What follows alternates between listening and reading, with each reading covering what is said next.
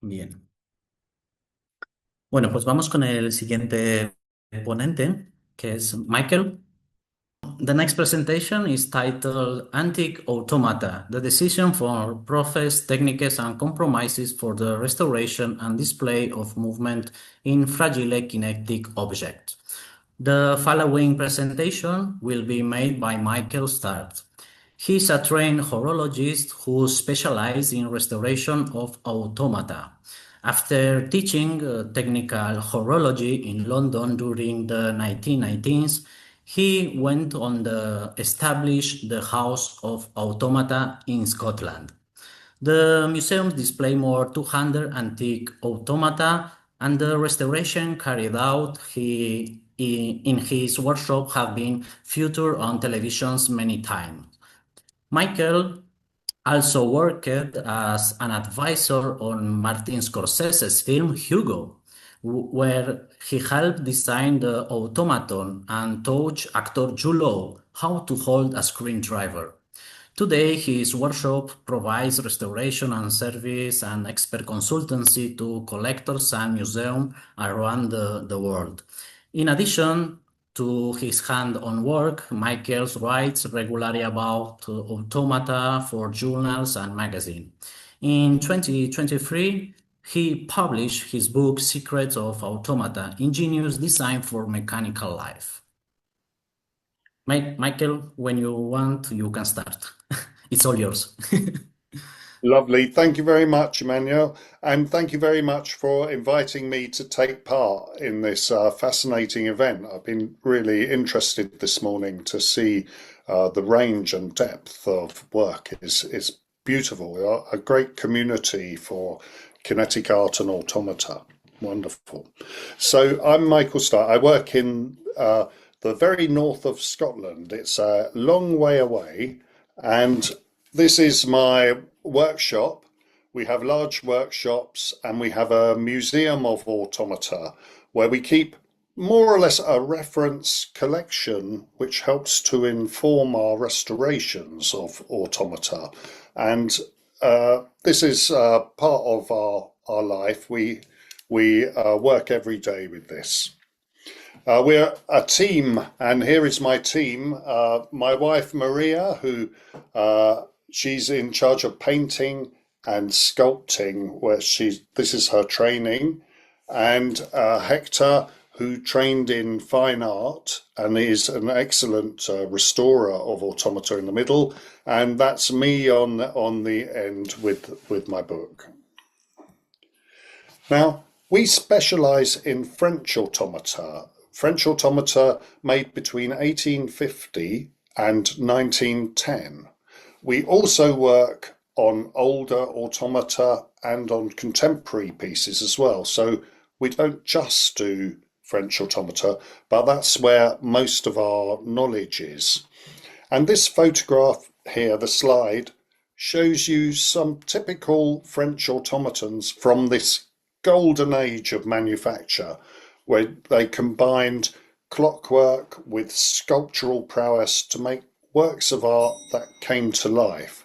It shows you them in a typical room setting, how they might have been used.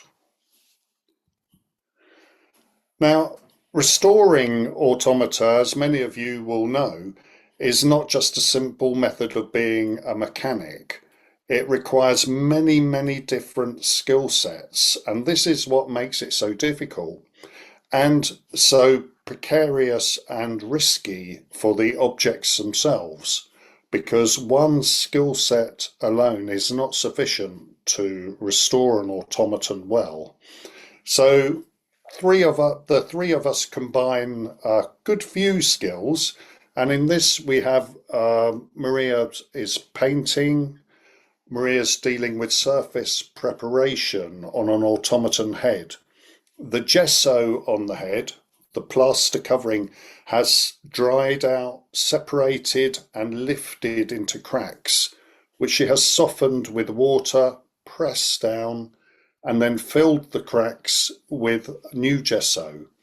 And the purpose of that restoration was to preserve the original painted surface, which she just about manage there. We also need to make things in the traditional method if they are missing, and we also make new automata for commissions. So sculpting is an important part, and not just sculpting the figures, but making molds to press in the papier-mâché, because we only use traditional materials and traditional methods. Here are some sewing and some embroidery, and it always helps to have original source material to copy with the sewing. It's not just about putting a new costume together.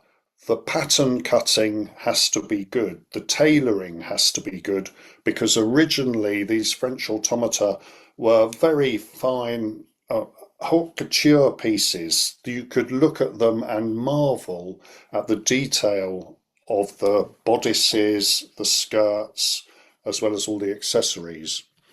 If we're restoring, we spend a lot of time sourcing contemporary materials like the reels of sequins being embroidered on here. These are over 100 years old and have never been used before in the 100 years.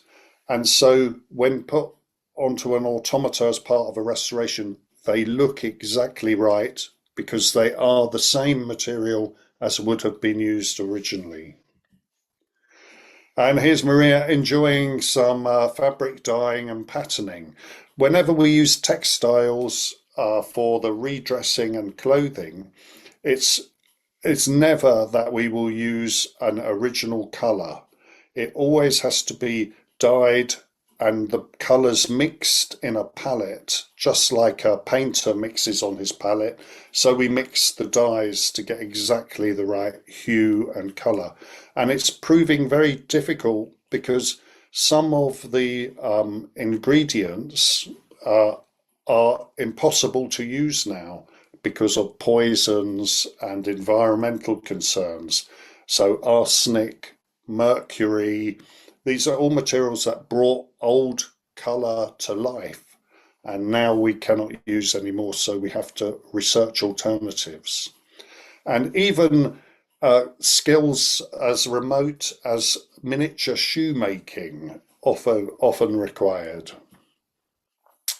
Now, this is the skills you might expect: clockwork, both the repair of clockwork and the making of new pieces using the watchmaker's lathe and the clockmaker's lathe. On the right, you see a new stop-start for a Vichy automaton made in Paris, and these automata are often identified by the shape of the stop-start. So it's important to match up things like this. I trained as a clockmaker many years ago, so I started my profession restoring clock mechanisms and all forms of horology. So I'm very familiar with machines, but automata never cease to surprise me because every automaton seems to present me with a novel and innovative way of replicating life.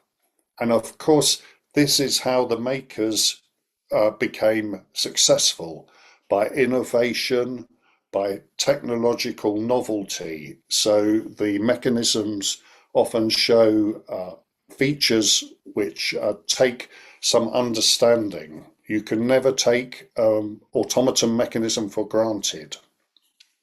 The life-size lady who you can see the torso of on the left there, she's currently on show in the Netherlands, there at the Den Bosch Museum, and she breathes and she's absolutely fantastic. And we have singing birds on the stack of cams on the right, followed by a magician underneath. Also, feathering and taxidermy are some of the skills that are needed, but mechanical singing bird restoration is quite often on our workbench. And there we have the clock making, organ making for the bellows, and feathering of the birds.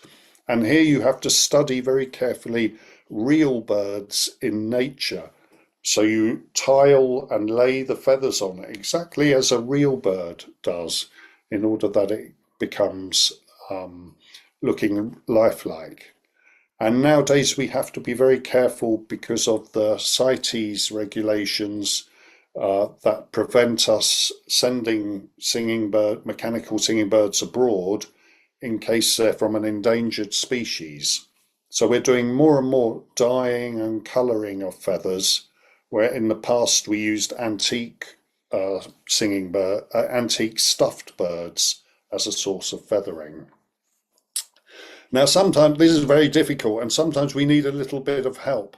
So it's quite fortunate that we all have a god of automata making to turn to. And it's lucky we have our own god, Hephaestus, the Greek god of fire and metalworking. And he made many automata back in the days of mythology there. So sometimes we appeal to Hephaestus for help. Now, back in mythology, of course, we're back to the beginning of time. 2000 years ago, you also had mechanical singing birds, as illustrated here in this plan by Hero of Alexandria. It's a continuum. Nobody invented the first automaton. They were there for as long as man could wield a tool or any kind of machine.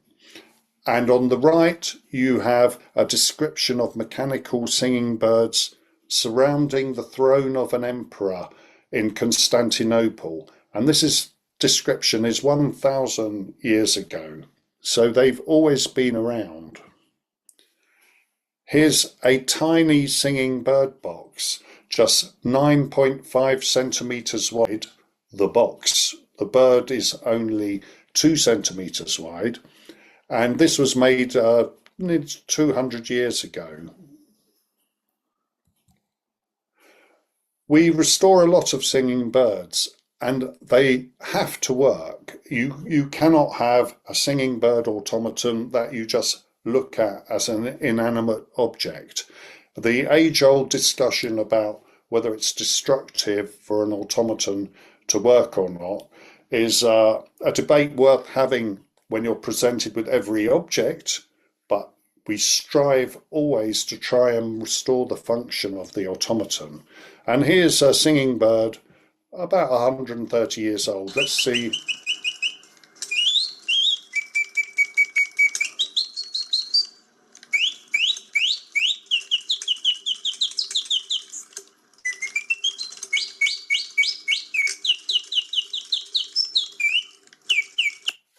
You can see the interesting bellows there, comprising of several different chambers. And I hope you could hear the bird's song, because Zoom has some distortion suppression software that often takes that away, but I tried to make sure we could hear that. So a singing bird mechanism like that's extremely complicated, but when broken down to its elements, it becomes very understandable. Opening out our cams, you have the whistle on my left here. So this controls the piston within the whistle and positions it for different notes as it slides up and down. Whereas the cam on the right-hand side simply opens and shuts the valve, the tap to let the air into the whistle. So positioning the piston for different notes, turning the air on and off, it's actually very simple, and a full understanding is important before beginning to restore one. Here you can see the whistle in position on the side of a bellows. Bellows are recovered here in a very, very thin leather called zephyr skin, and that zephyr skin is reinforced with paper stiffeners and little straps to give it the ability to last for many, many years. However, it seems that about between 50 and 100 years is all that you can expect from a bellows in this sort of automaton. So it's almost a consumable part. So the skills have to remain for recovering these bellows for the automata to still exist into the future. They're quite complex. You have to adopt a very cool head and a calm state of mind because bellows, as I said, are very complicated. They contain 5 or 6 of these little flap valves inside the chambers. And if one of them fails to operate properly, then the whole thing won't work and you have to strip it off completely and start again with the restoration. So this shows the 2 pumping reservoirs and the 2 pumping chambers and the air reservoir. The air reservoir ensures that air is always there for the whistle so that you don't hear the rhythm of the pump. You just hear clear bird song. Now, some examples of our restoration I've chosen from this list of classifications of automata. It's very interesting classifying them because they've been made of virtually everything in life and nature. Every animal, every person's action, every scene, village scene, waterfalls, the sun rising and setting, there's been an automaton made of it. And we're going to look here. This list is actually the index of my book, which I had great fun, including items such as decapitation and regurgitation, because I wanted to talk about certain examples. It was good fun. We're going to look at this ship on a stormy sea, a classic automaton of the 19th century, very, very popular, and for good reason, because this automaton is very realistic and relaxing. Here.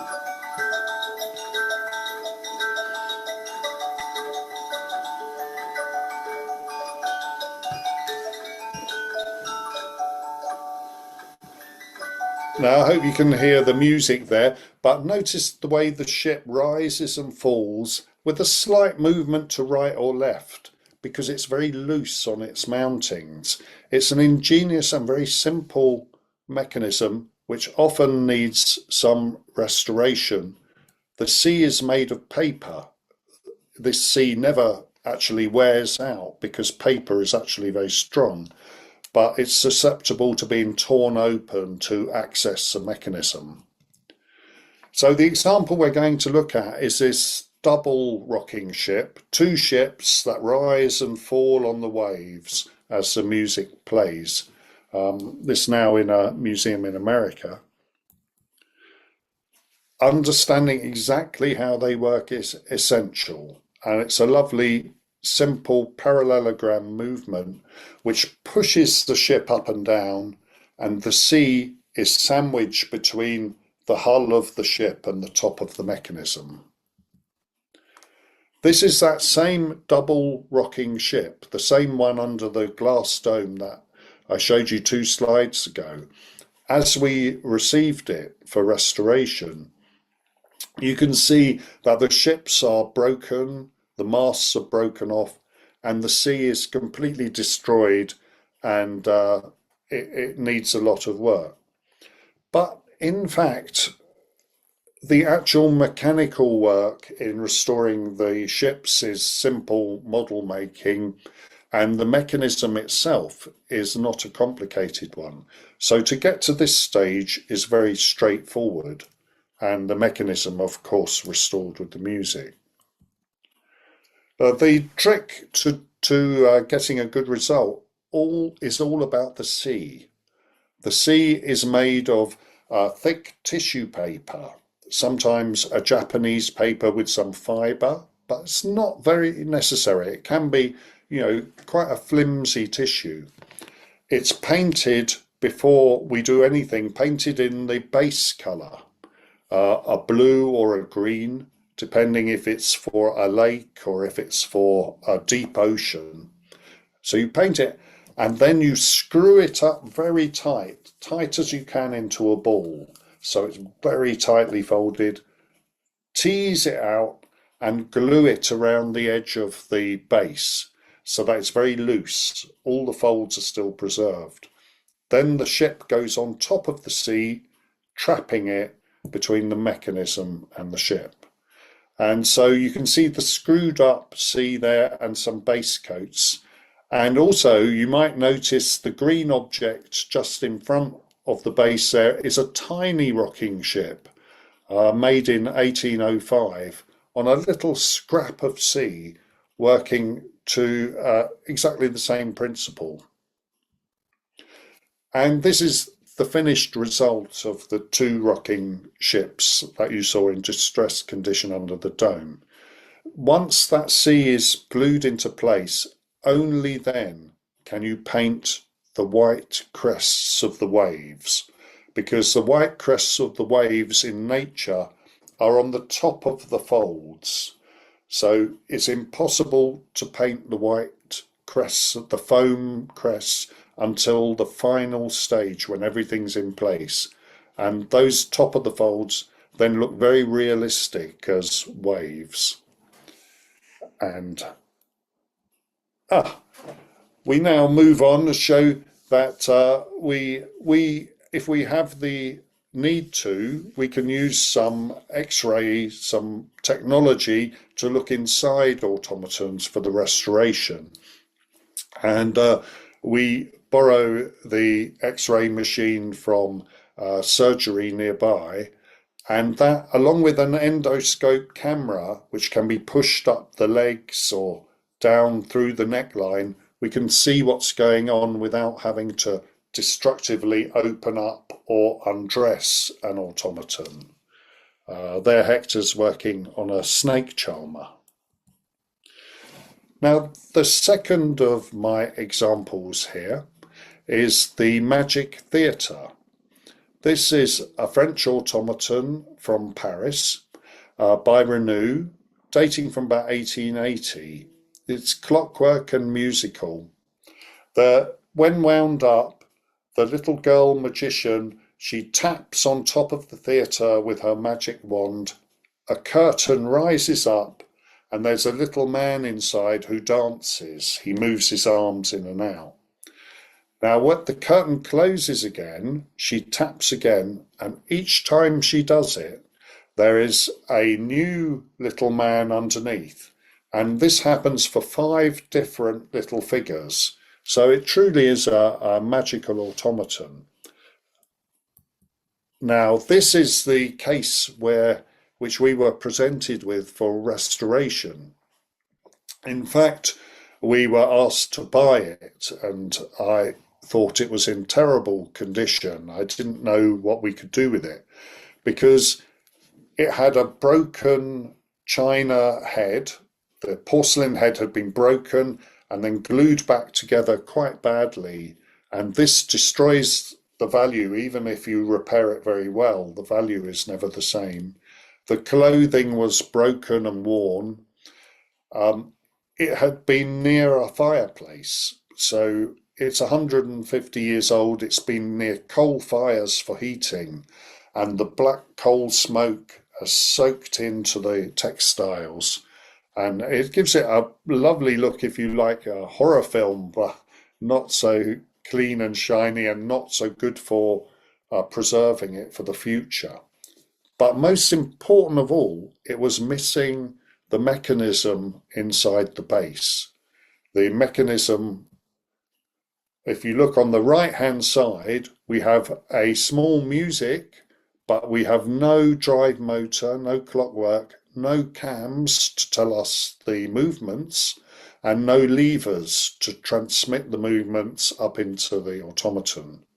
So this automaton is in a very vulnerable and fragile condition where it's at risk, really, of having no value at all. The sleeve, as you see, is being torn. Now, the option for restoration here are not very appetizing, because if we restore, as in the figure on the right here, this is one in immaculate condition, we would have to completely redress, recover the base, put in a new mechanism, and cover the whole theatre with new textile. There would be and a new head on the automaton. So there would be very little original left. and she looked kind of good, atmospheric. So the decision was made that we would reanimate her with a new mechanism for our exhibition, leave her in a distressed condition, and make it so that a push button could be used so the public could operate her.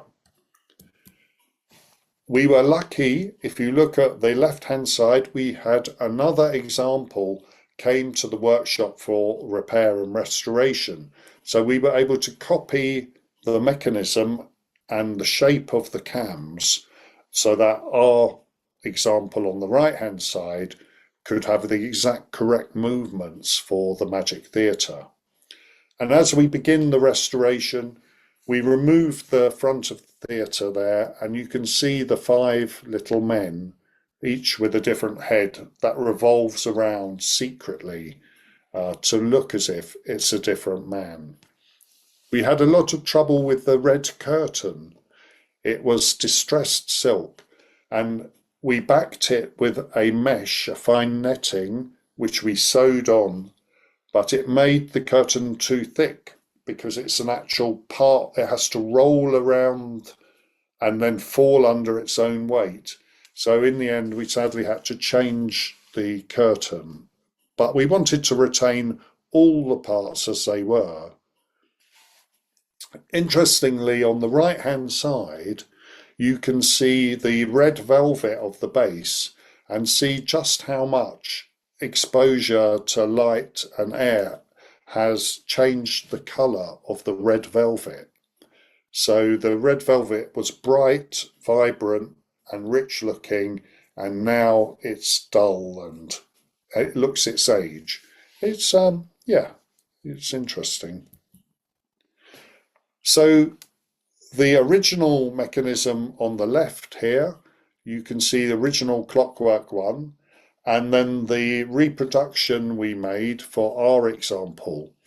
And we were able to copy exactly the cams and levers, but we used a small electric motor and gearbox instead of clockwork. This electric motor powered just by batteries. And here, just ready to go into our exhibition, it's a lot more cluttered now inside the base because we've added the batteries and we've added the music. So the original music was always there. And the small bag that's fixed in there contains the original curtain and some notes describing the restoration in the future. So people can see the decisions we made and why we made them. And it's helpful to have this kept with the automaton.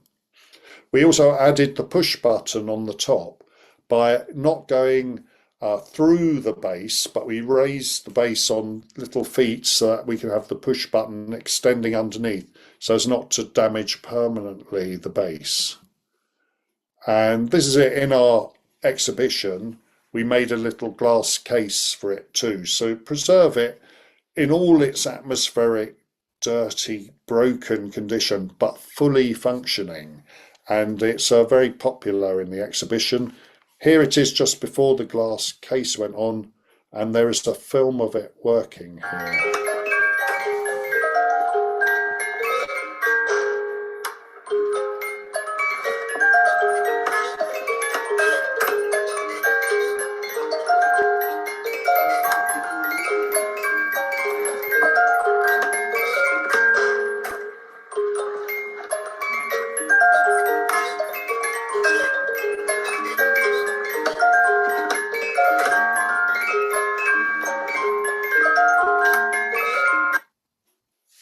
So yes, it's a very popular part of the exhibition, and you might recognise the tune as well there. So for us, a typical sequence when we have an automaton come into our workshop is an assessment, an initial assessment of, is this the right job for us in our workshop? We don't accept work that is too much electronics or anything with plastics or rubber because we don't have the experience for restoring this. So initially, we don't accept every job. Is this right for us? When we do decide to do a restoration, we consider the rarity, the value, whether we have access to other examples, hopefully more original, and any images and film of that automaton, because this research phase is absolutely vital before we start to take apart and engage in the restoration. Next, we do a full assessment. Does it work? Sometimes people bring us automata that seem to work completely, and then we have a debate over what it is they actually want us to achieve. And usually it's to do with cleaning or something. Are there losses, parts completely missing, and is there damage? So what's the condition of the automaton? And then the question is, based on our research and that rarity and value, do we do a full restoration or do we just partly restore it? It's a conservative or conservation. It can sometimes be very dangerous for an automaton if we don't restore the functionality, because then it's not appreciated as a fully animated moving figure. So we like to restore as much functionality as possible without compromising, say, the clothing or anything else that might need to be removed during that process. And also, they sometimes have completely unique issues, maybe some tortoise shell accessories that need repair, and these need to be taken into account in the restoration. We then need to involve the client in agreeing the quotation for the cost of restoration, and sometimes that might involve slightly lessening the amount of work involved. And also, you don't want the client to be surprised if they're expecting it to look brand new at the end of the restoration. Then we need to have a discussion about whether this is the best plan for the object. Our duty of care, we consider, is to the object, not wholly to the client, because the client who owns the automaton is maybe one of 20 owners in the lifetime so far, and sometimes the owner doesn't appreciate this, and we need to make sure this automaton has 20 more owners in the future, and that's by making sure it's valued. We then consider the notes and recording and how we're going to record what we've done, and sometimes we film the whole process here. We then come on to source our materials for the restoration, and spare parts are very difficult for automata, but sometimes necessary. If it's porcelain or bisque hands and maybe one is missing, we can find a spare part for this. But usually we have to make it from scratch ourselves. And so we'll order in special wood of a certain type of wood or special metals specifically for the job to make sure we have exactly the right materials. Then when we start the work, we need to be flexible.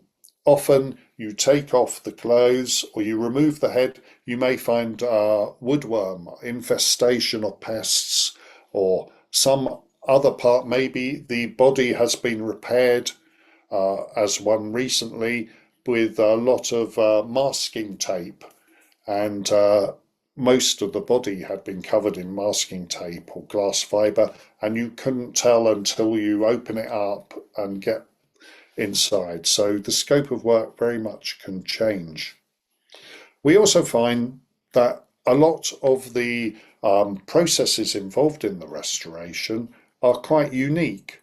So practice and being prepared to do a job more than once is a vital part of our restoration process.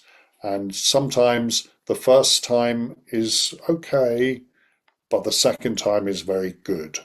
So appreciating that this happens in the restoration process means you can anticipate and practice to achieve a good result as the original makers would have done. Okay, I'm just about at the end of the restoration there, and at the end of my presentation. Oh, let's see, there we go. And let me just get that there. And I'm not sure of the timing. I didn't have the timer there, but I very much appreciate this opportunity and urge people to look at our website and get in touch. And look forward to questions. Thank you.